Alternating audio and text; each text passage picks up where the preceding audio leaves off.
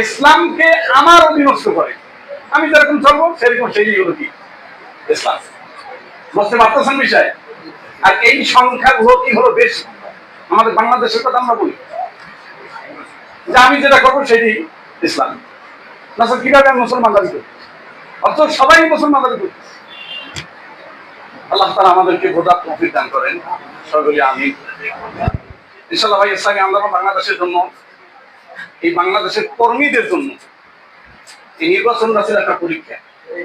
নির্বাচন কি ছিল আপনাদের জানা আছে, কিন্তু ইসলামী আন্দোলন বাংলাদেশ তারা ক্ষমতায় যাওয়ার জন্য রাজনীতি করে না, তারা ইবাদত হিসেবে রাজনীতি করে।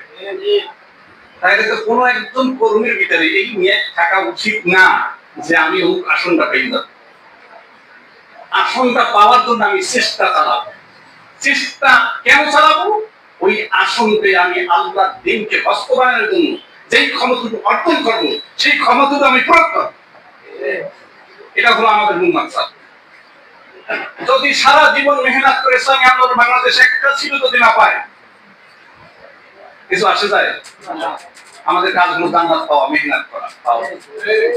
হ্যাঁ, তা মেহনত করবো আমরা আল্লাহর দ্বীন বাস্তবায়ন করার জন্য। যদি বাস্তবায়ন করতে পারি আলহামদুলিল্লাহ, আর যদি না পারি তারপর আলহামদুলিল্লাহ। আমাদের সবের স্থায়ী রয়েছে, বিন্দু মাত্র ঘাটতি হবে ইনশাআল্লাহ। এতে বিধবা কিছু আছে, অনেক কর্মীরা বাড়ছে, অন্যের পিছনে পিছনে দৌড়েছেন। কেন দৌড়েছেন আপনি? কোন ন্যায়টা আপনি দৌড়েছেন? আপনি কি এতটুকু জানেন না যে আল্লাহ রাসূল সাল্লাল্লাহু আলাইহি সাল্লাম যখন কাফের মুশরিকের কোনো কথাই মানতেছিলেন না, কোনো বাধা বিপত্তি মানতেছিলেন না, সবাই বসে চিন্তা করলেন, মনে হয় যে ক্ষমতা পাগল, নাকি মনে হয় যে নারীর পাগল, মনে হয় যে টাকার পাগল। এরা প্রস্তাব কিন্তু আল্লাহ নবীকে দিয়েছিলেন, জানেন আপনারা? অনেক তো জানেন, কিন্তু ওইটা তো বলে থাকে না আমাদের আসল সময়। নির্বাচন আসতে পারে একটা ছিল কি অবস্থা। আমি যদি নির্বাচনে দাঁড়াই, আমার ভাই আমার আছে না, এ করতে পারেন আমার ইমাম কোথায়?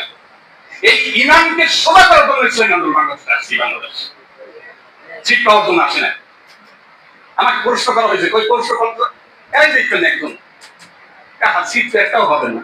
তুমি সিটগুলো তোমাদেরকে দেওয়ার জন্যই ইসলামী আন্দোলন বাংলা তোমাদেরকে ছেড়ে দিয়েছে।